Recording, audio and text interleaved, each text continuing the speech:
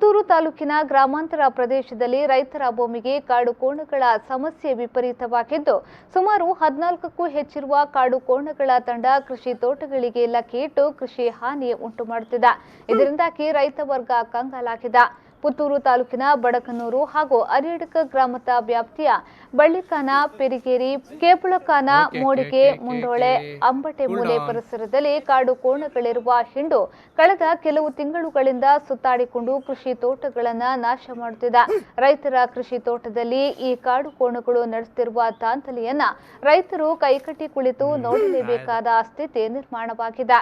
ನಾಡಿಗೆ ಲಗ್ಗೆ ಇಟ್ಟಿರುವ ಕಾಡು ಕೋಣಗಳಿಂದ ಸ್ಥಳೀಯ ಜನತೆಗೆ ಅಪಾಯ ಉಂಟಾಗದಿದ್ರೂ ಅಪಾರ ಪ್ರಮಾಣದಲ್ಲಿ ಕೃಷಿ ನಾಶ ಮಾಡುತ್ತಿವೆ. ಇದರಿಂದ ರೈತರು ಕಂಗಾಲಾಗಿದ್ದಾರೆ. ವನ್ಯಜೀವಿ ಕಾಯ್ದೆಯ ಹಿನ್ನೆಲೆಯಲ್ಲಿ ಅರಣ್ಯ ಇಲಾಖೆಗೆ ಭಯಪಟ್ಟು ಕಾಡು ಕೋಣಗಳು ನಡೆಸುತ್ತಿರುವ ಉಪಟಳವನ್ನ ನೋಡುವುದು ಮಾತ್ರ ರೈತರ ಕೆಲಸವಾಗಿದೆ. ತೋಟದಲ್ಲಿರುವ ಬಾಳೆ ಗಿಡಗಳು 2-3 ವರ್ಷ ಬೆಳೆದು ನಿಂತ ಮೊದಲ ಪಿಂಗಾರ ಬಿಡುವ ಅಡಕೆ ಸಸಿಗಳು, ಚಿಕ್ಕ ತೆಂಗಿನ ಗಿಡಗಳು ಈ ಕಾಡು ಕೋಣಗಳ ಹಾವಳಿಗೆ ಸಿಲುಕಿ ನಾಶವಾಗುತ್ತಿವೆ.